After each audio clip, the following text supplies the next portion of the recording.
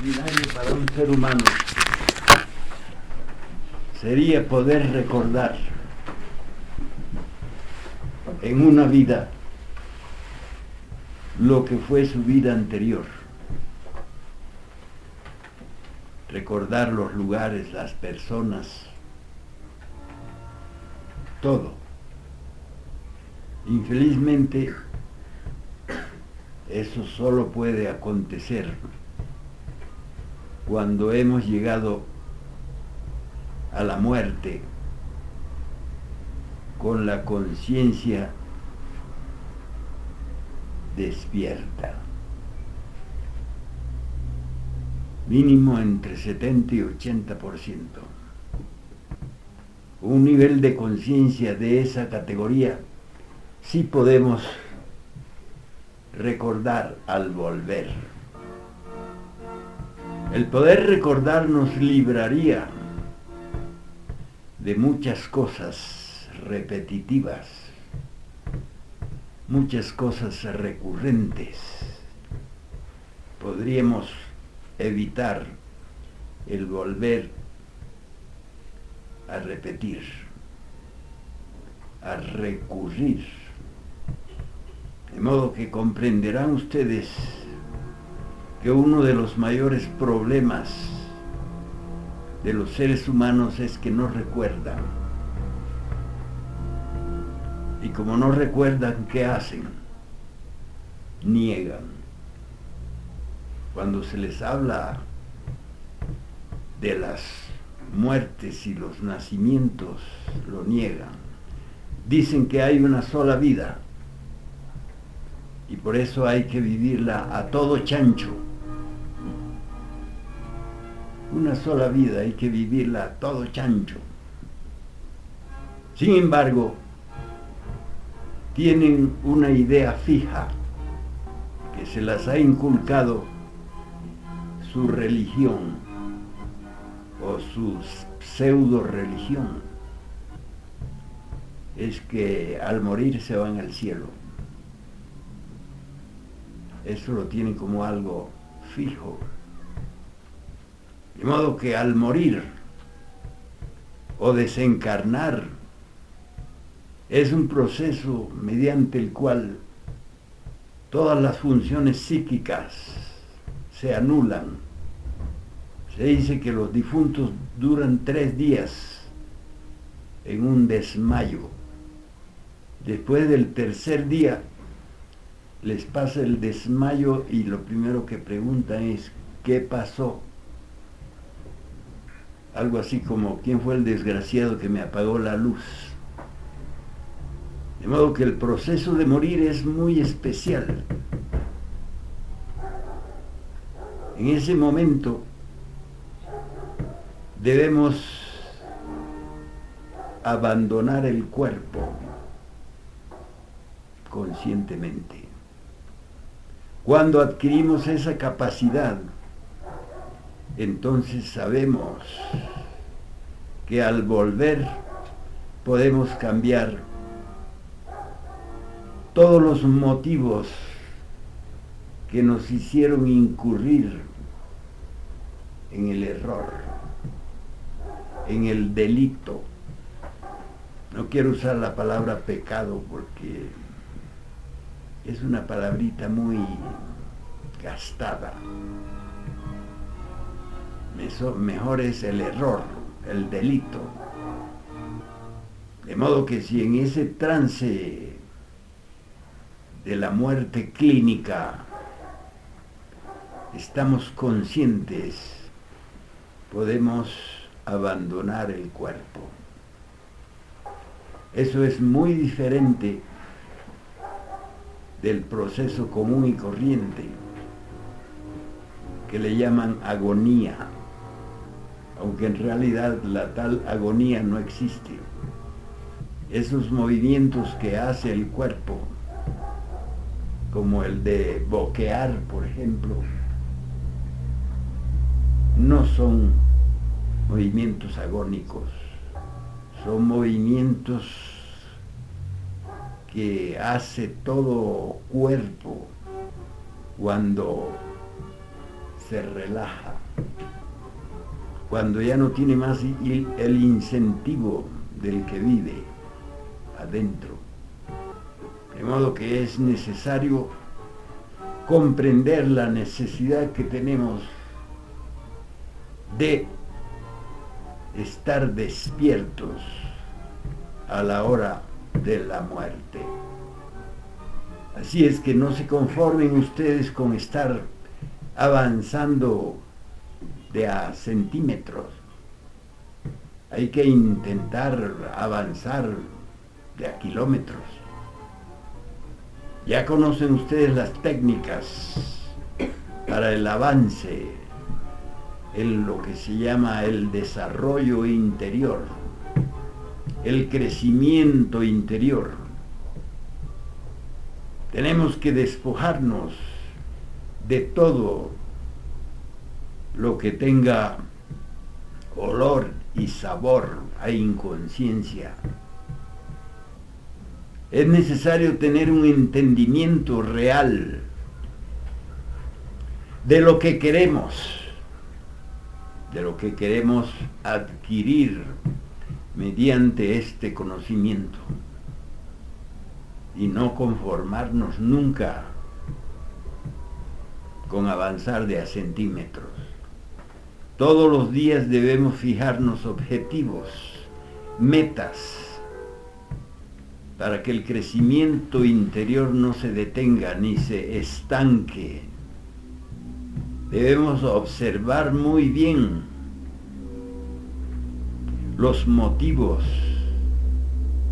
que nos impiden avanzar, crecer, desarrollarnos.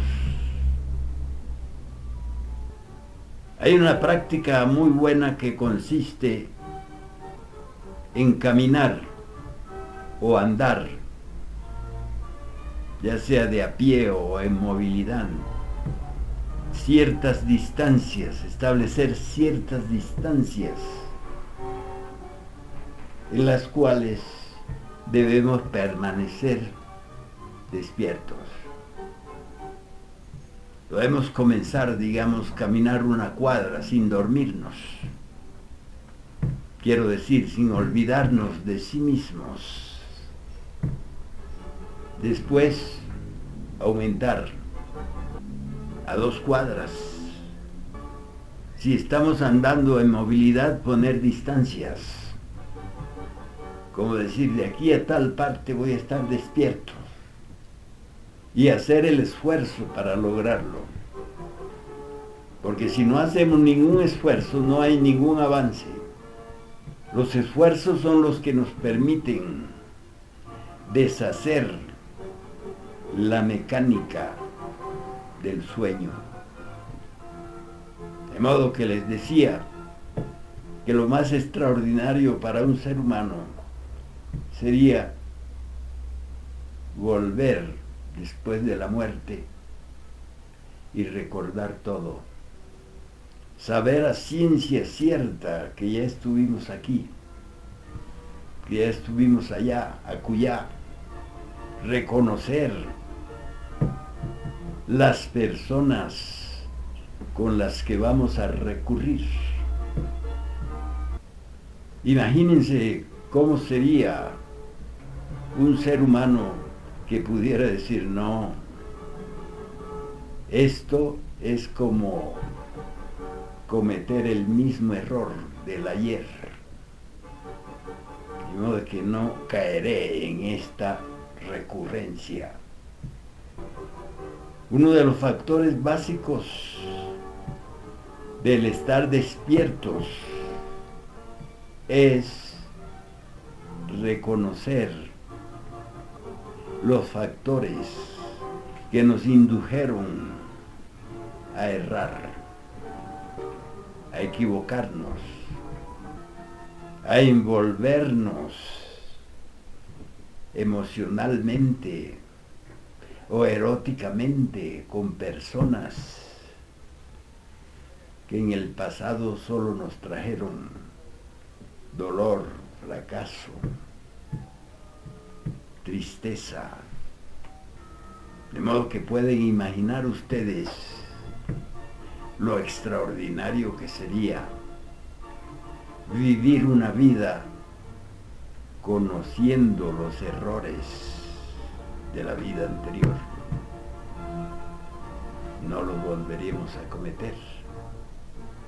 Todos sabemos que el error es sinónimo de dolor,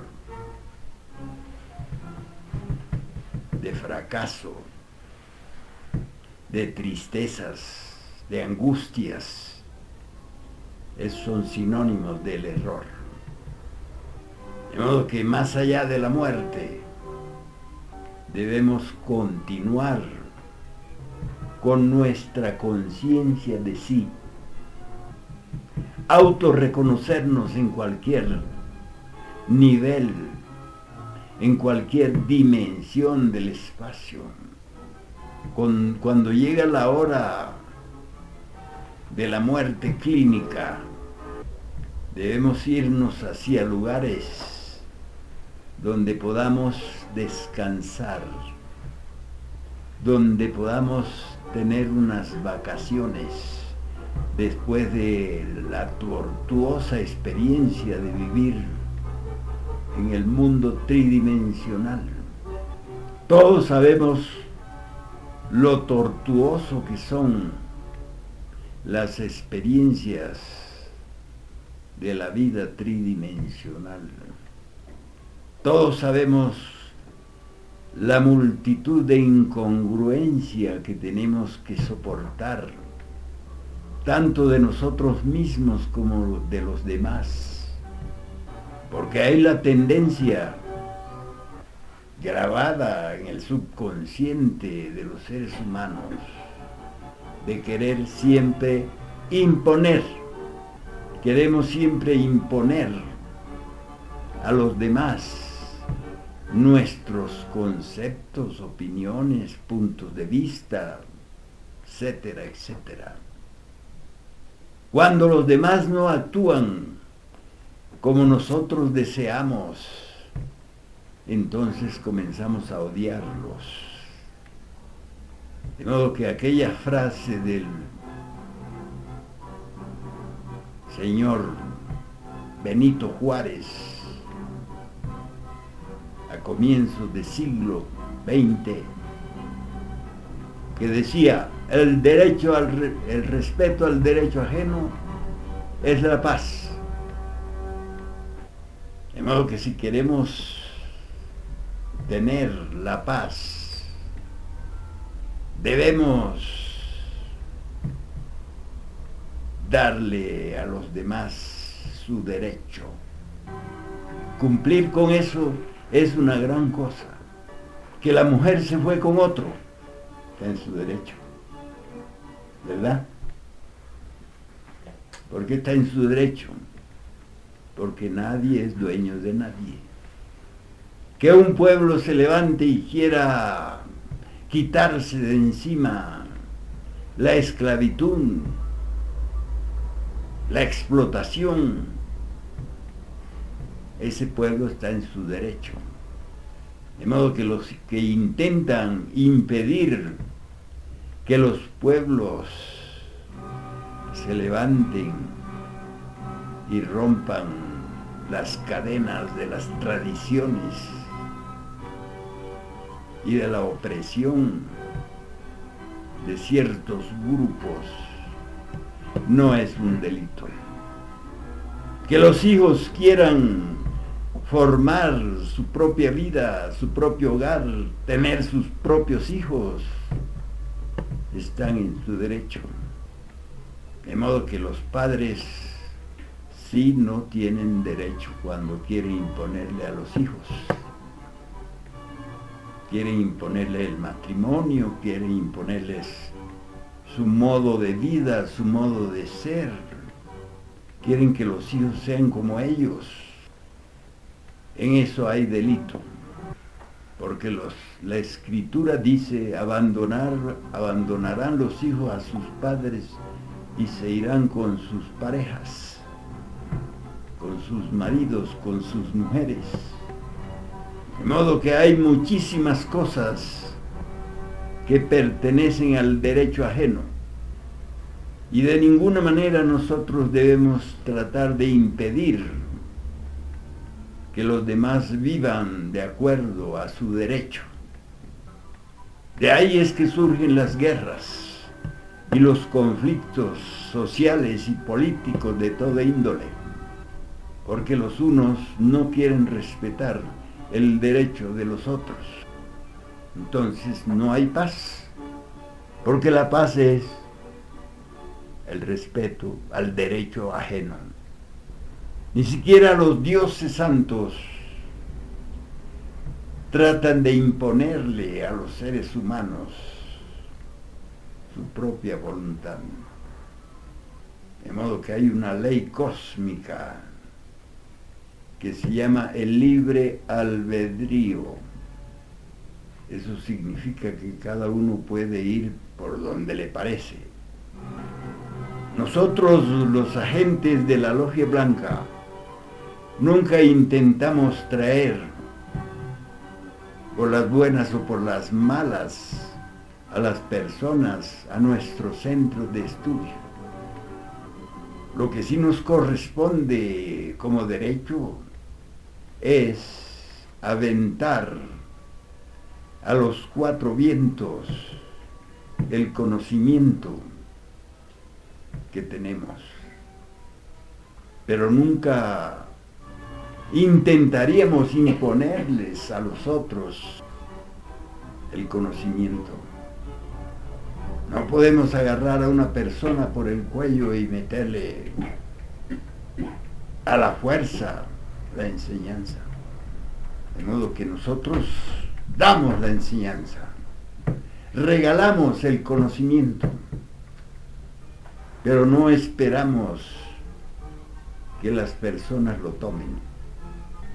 De modo que todas las personas que escuchen esta enseñanza están en su derecho de tomarla o dejarla.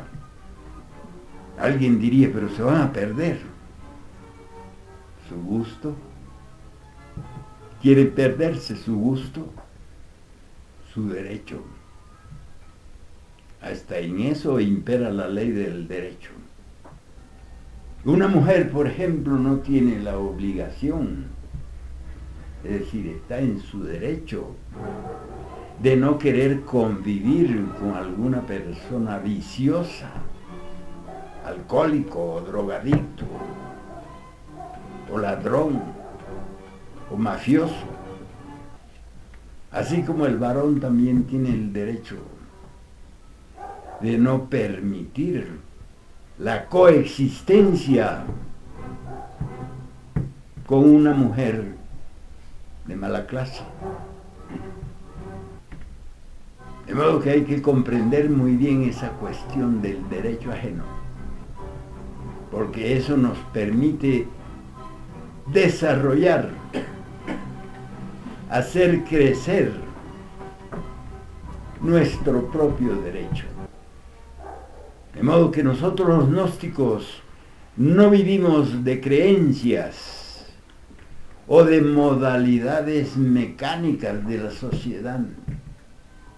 Vivimos de acuerdo con nuestro propio entendimiento en relación con eso que se llama vivir y convivir. De ahí vinieron esos hábitos antiguos de gentes que se separaban del mundanal ruido, huyendo de la relación con los demás. Y la relación con los demás tiene aspectos muy interesantes para nuestro crecimiento, para nuestro desapego. El varón gnóstico debe saber vivir sin apegos. Cuando un hombre se pelea con otro, dice que por defender la dignidad de su mujer, está en un grave error. Porque la dignidad, primero hay que adquirirla y después defenderla, no de los otros, sino de nosotros mismos. La dignidad, el honor, son cosas muy personales que nadie las puede dañar si es que nosotros permanecemos en la norma de no reaccionar. Si reaccionamos con violencia, entonces ya estamos nosotros pisoteando nuestro propio honor, nuestra propia dignidad. De modo que es preciso comprender, entender con profundidad que nuestro desarrollo personal no depende de algo que venga de afuera, no depende de lo que piense el marido o la esposa o los hijos o la sociedad, depende de nuestro propio querer. Si nos ataca, por ejemplo, la ira, y creemos que la ira es indignación, estamos en un error. La ira no es indignación. La indignación es otra cuestión muy diferente a una reacción mecánica de ira, a una explosión atómica de rabia. De modo que es preciso ser muy selectivos en lo que se llama la conceptuación, la lógica. La lógica tiene dos aspectos: el aspecto inferior, común y corriente, y la lógica superior, que solo se procesa en nuestra parte superior del intelecto. El intelecto superior está trabajando constantemente, está emitiendo constantemente mensajes, y todo aquel que se acostumbra a escuchar la voz del silencio, o eso que llaman la voz de la conciencia, entonces está siempre progresando en el desarrollo de su intelecto superior. Está siempre escuchando lo que viene de lo alto. Deja de escuchar las cosas rastreras. Deja de escuchar los mensajes subjetivos de los sentidos y comienza a actuar de acuerdo con los mensajes provenientes de lo más alto. Deja de identificarse con las bajas pasiones del centro emocional y comienza a escuchar, comienza a identificarse con los mensajes de la emoción superior. Todos los maestros de la humanidad nos han enviado siempre mensajes de la emoción superior. Así es que necesitamos abandonar para siempre eso que se llama bajas pasiones, eso que se llama emociones malignas, emociones negativas. Así es como avanzamos en este camino. Así es como nos transformamos. Así es como cumplimos con el deber sagrado de autotransformarnos íntimamente, de autoconvertirnos en individuos. No debemos considerarnos individuos, pero sí debemos considerar que podemos llegar a ser individuos. Estas son las cuestiones básicas del crecimiento, del desarrollo interior. Estos son los fundamentos correspondientes a una conciencia objetiva que nos permita seguir viviendo conscientemente después de la muerte corporal.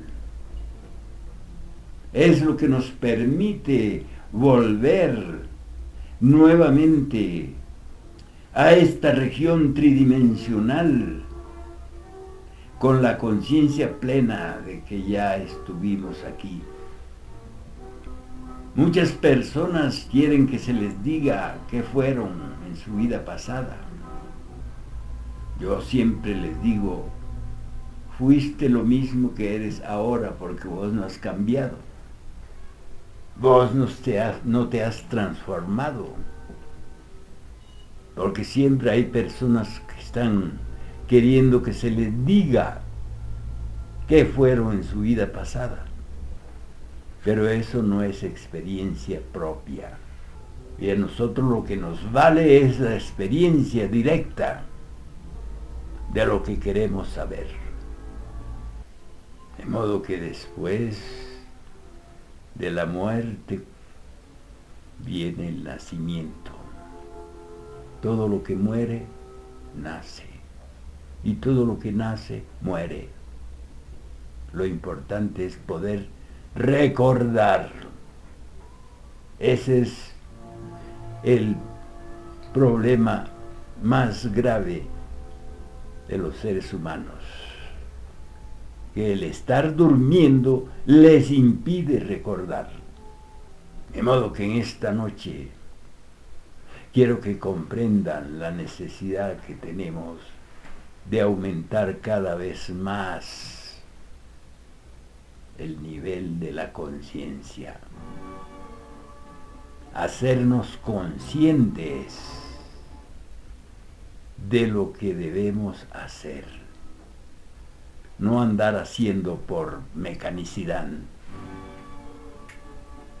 sino por conciencia. En el nivel común y corriente de la vida, las personas no hacen nada. ¿Y cómo es eso de que no hacen nada? Si siempre están creyendo las personas que han hecho algo, que están haciendo algo. Siempre están ponderando lo que creen que hicieron. Entonces, ¿cómo es eso de que nadie hace nada? Nadie puede hacer nada porque todo está ocurriendo. Todo está sucediendo. Hay una pregunta que las personas se hacen constantemente. Dicen así, ¿qué te ha pasado? Está correcto. No pueden decirle, ¿qué hiciste? Eso es incorrecto. Lo correcto es, ¿qué te ha pasado? ¿Qué te ha sucedido? ¿Qué te ha ocurrido? Eso es correcto. Porque nadie puede hacer nada. Todo nos sucede. Y eso es así por la falta de qué. Si todo nos sucede, ¿es por falta de qué? De recordarlo. Sí, Señor, por falta de conciencia. Así es, falta de conciencia. Por eso es que todo nos está ocurriendo constantemente.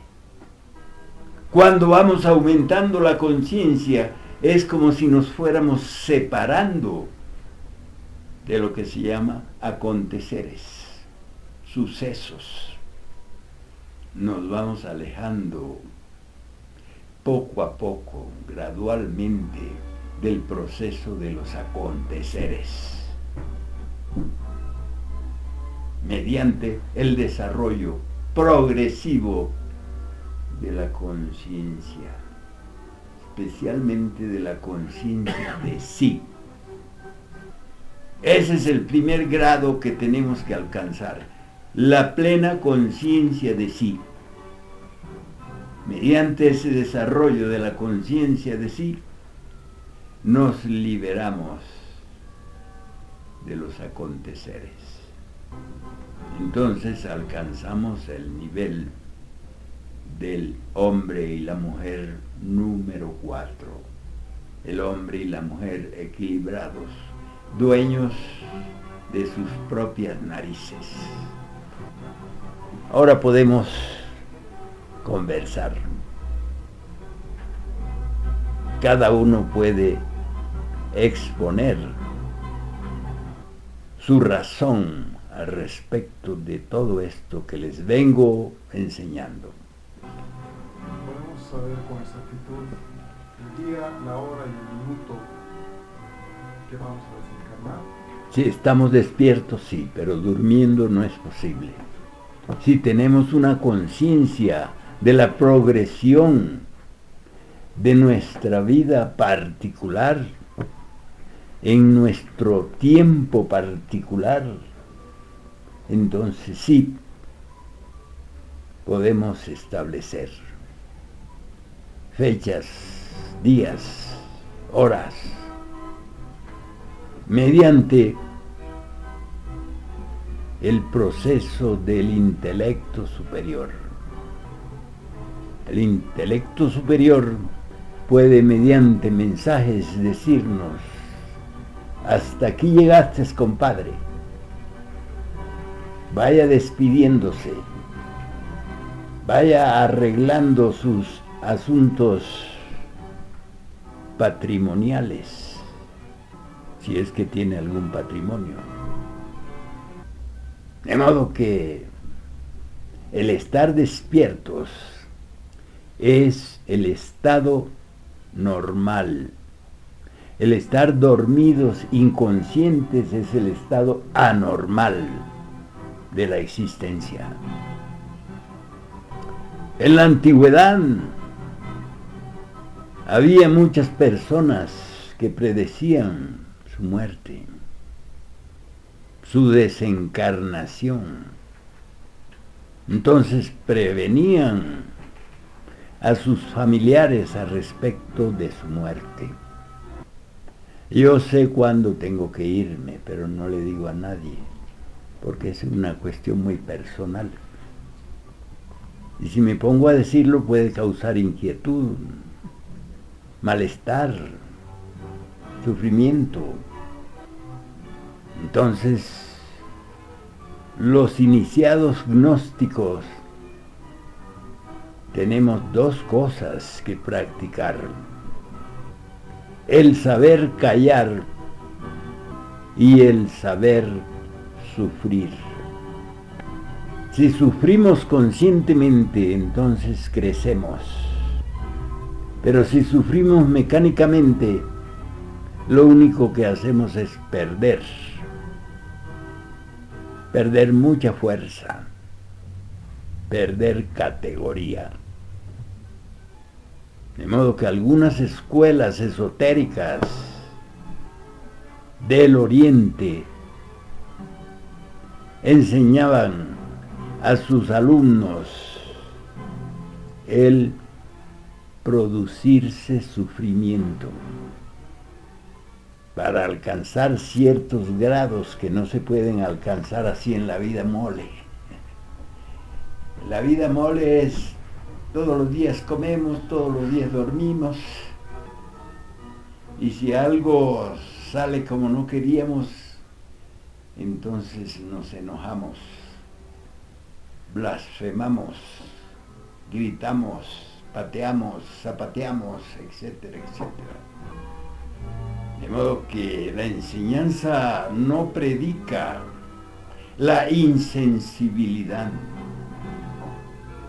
no predica la indiferencia, por el contrario, predica la intensidad. Así es que los gnósticos sabemos vivir intensamente. ¿Es posible que un difunto pueda hacer daño a un ser vivo o pueda llevárselo al mundo de los muertos? Los misterios de la vida y de la muerte no están en manos de ningún difunto.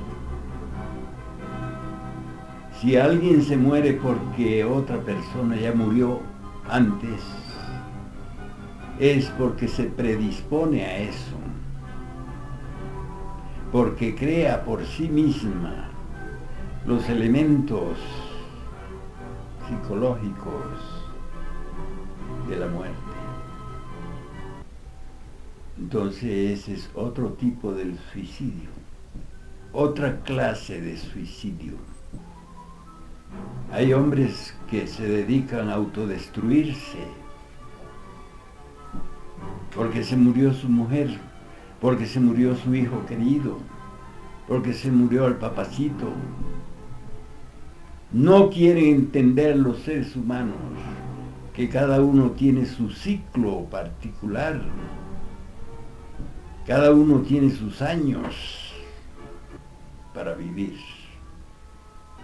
De modo que eso de suicidarse psicológicamente porque alguien se fue es una gran tontería, porque cada uno cumple su ciclo. Y cuando se tiene que ir, se van más. Como dicen por ahí, le llegó la hora. Eso de le llegó la hora está muy bien dicho, porque en la progresión del tiempo cronológico a todos nos llega la hora de venir y de irnos. Sí, señor. Quería preguntar, en caso de muerte de accidente, ¿es igual el ciclo que ha cumplido? Se cumple. Digamos que una persona muere por accidente a los 30 años y su ciclo era de 76 años, entonces le faltaron 46 años. Entonces nace para vivir los 46 años y completar el ciclo. ¿Y la enfermedad igual? ¿Cómo? La enfermedad. Si muere por enfermedad, digamos. Sí, iguales. Por enfermedad, por accidente, por muerte morida, por muerte matada, iguales. Así es que todo se va procesando dentro de un orden. Así es que eso que se pone a gemir, diciendo cosas con que ¿por qué te fuiste? ¿Por qué te has ido? ¿Por qué me abandonaste? Todo eso son las majaderías del ego. Al que se muere hay dos cosas que hacerle: un buen enterramiento o una buena cremación. Eso es lo que se debe a los muertos. Se llama honras fúnebres. Eso es lo que se le debe a los muertos. Diga usted. Con respecto a la muerte, maestro, ¿nos podría hacer un comentario sobre el cordón de plata? ¿Qué pasa con el cordón de plata cuando una persona muere? Es lo mismo que pasa con el cordón umbilical cuando el niño nace. Ya no tiene más función que cumplir. Ahí se acaba la función del ombligo o del cordón umbilical. Así, cuando llega la hora de morir, el cordón de plata queda inutilizado, porque su función era unir lo interno con lo externo. Y si ya no hay esa relación de lo interno con lo externo, entonces no tiene función, igual que el cordón umbilical. ¿Entendiste? Y cuando muere un niño que no tiene un ciclo mucho, digamos, de años, Normalmente eso acontece para que los padres paguen alguna cuenta. Así es que la muerte de los niños es dolor para los padres. ¿Por qué sucede eso? Porque hay madres que matan a sus hijos con la anuencia del padre que dice no debemos tener hijos, ese hijo hay que matarlo. Vaya con la parturienta, con la bruja, con la cortavidas. Eso acontece. Entonces, para que sientan el dolor que sintió aquellos gérmenes de la vida que son cortados. Hay padres que sufren espantosamente porque no pueden tener hijos y andan buscando todo tipo de remedios para engendrar un hijo. ¿A qué se debe? A que no quisieron tener un hijo en su vida anterior, sin ni siquiera saber qué mensaje, qué enseñanza, qué alegría puede traer el hijo que viene. Le cortan ese derecho para sentirse libres, porque es personas que no quieren tener hijos, que andan usando remedios para no embarazarse la mujer. En realidad lo que quieren es no estar comprometidas con la crianza de un hijo. Dice, no, es muy complicado, que esto y que lo otro, que aquello y aquello más. De modo que todas las acciones que los seres humanos realizan en contra de la normalidad de la vida, crea lo que se llama el karma, es decir, el ajuste de cuentas. Eso es el karma, el ajuste de cuentas. Maestro, y para poder recordar nuestras vidas pasadas, ¿hay alguna práctica que podemos hacer? Conciencia y más conciencia. Crecimiento de la conciencia es lo básico y fundamental para poder recordarlo. Cuando estamos conscientes, la vida ya no es un proceso de trances, sino un proceso de totalidad. Entonces sabemos que cada vida, cada hora, cada año son apenas trances pasajeros de una totalidad. Todos nosotros tenemos la calidad de cosmos, de modo que los cosmos son inmortales. Todos los cosmos son inmortales. De modo que nosotros tenemos el principio de la inmortalidad en nuestra condición de cosmos, en nuestro factor cósmico. Eso de creer que no podemos convertirnos en dioses es como la negación de nuestro derecho cósmico. Una vez me dijo un tipo, ¿no le parece mucho orgullo eso de querer convertirse en dioses? Y yo le dije, ¿no le parece a usted muy estúpido el querer convertirse en pobre diablo? Es lo más estúpido que puede aspirar a una persona, a convertirse en pobre diablo. Gracias por escucharme.